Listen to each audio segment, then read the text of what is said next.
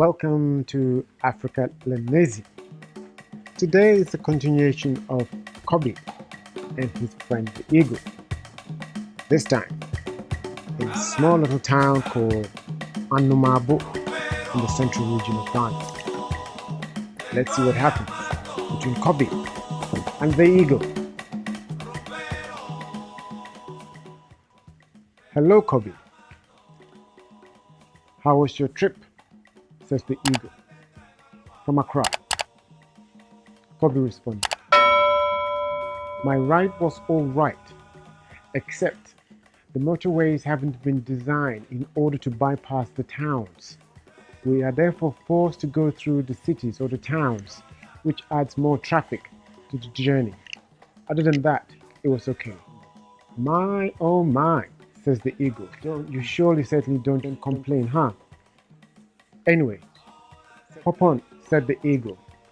I want to show you a beautiful place. One of Anomabo's beach resorts in Ghana's central region. You will recall on our last trip onto the forest where I complained about not having enough to feed myself and the chicks. Yes, I do, said Kobby. I do. This is Anomabo. It is said to have a population of at least 15,000 plus people. The main language spoken here is Fanti.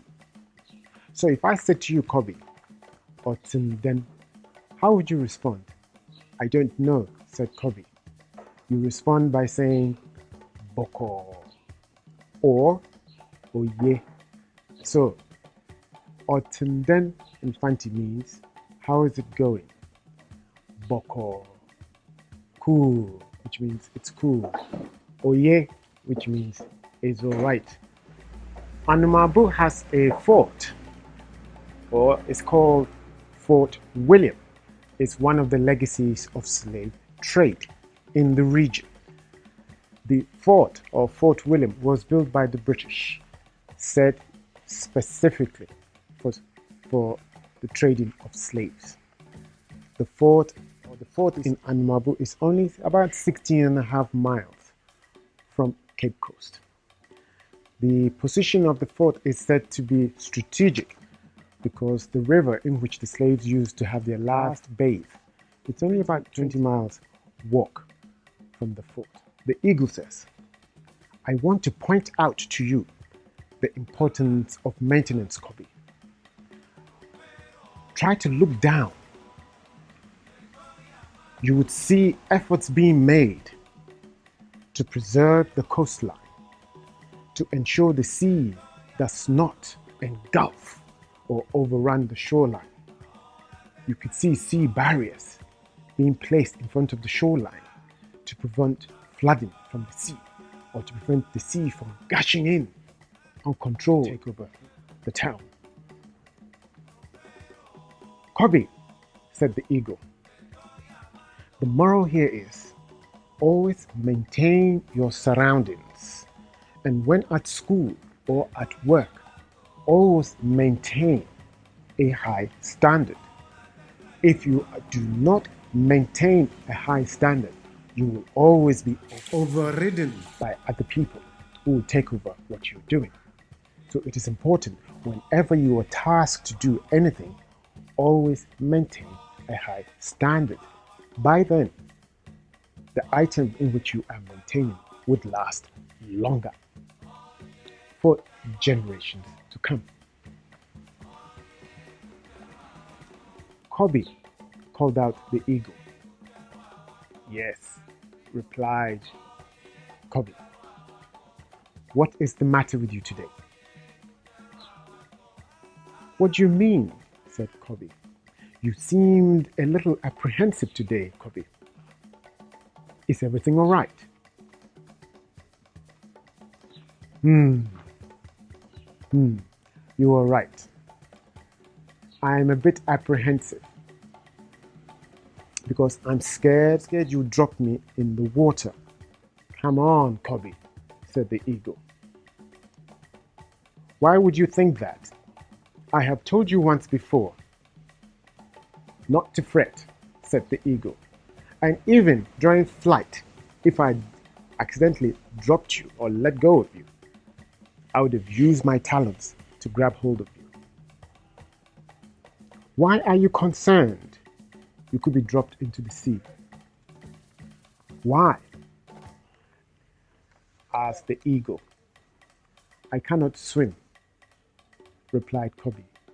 Ah, said the eagle. That makes sense. I had no intentions of letting go of you. As we flew over the sea, said the eagle. Kobby, called out the eagle. What do you have to do to quash your fear of the water or of the sea? You know, as I said before, had I have dropped you, I would have used my big talons to come down and grab hold of you to safety. So, what do you have to do, Kobby, in order to quash your fear of the sea? Kobby thought, I'll have to learn how to swim. Brilliant, said the eagle. Shall we go down now? Asked the eagle. Yes, please, Kobby responded. Look ahead of you. At least it will resolve your fear just for now. But for the time being, we're going to head back down.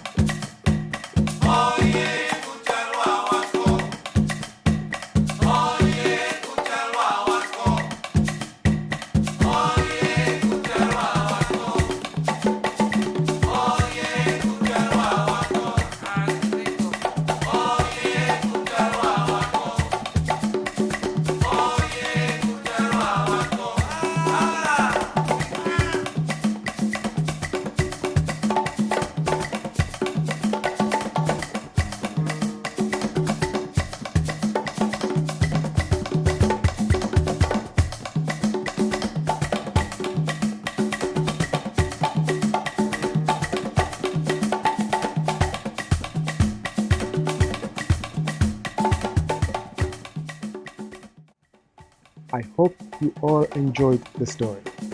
Maintenance is very important to keep things going for future generations to come.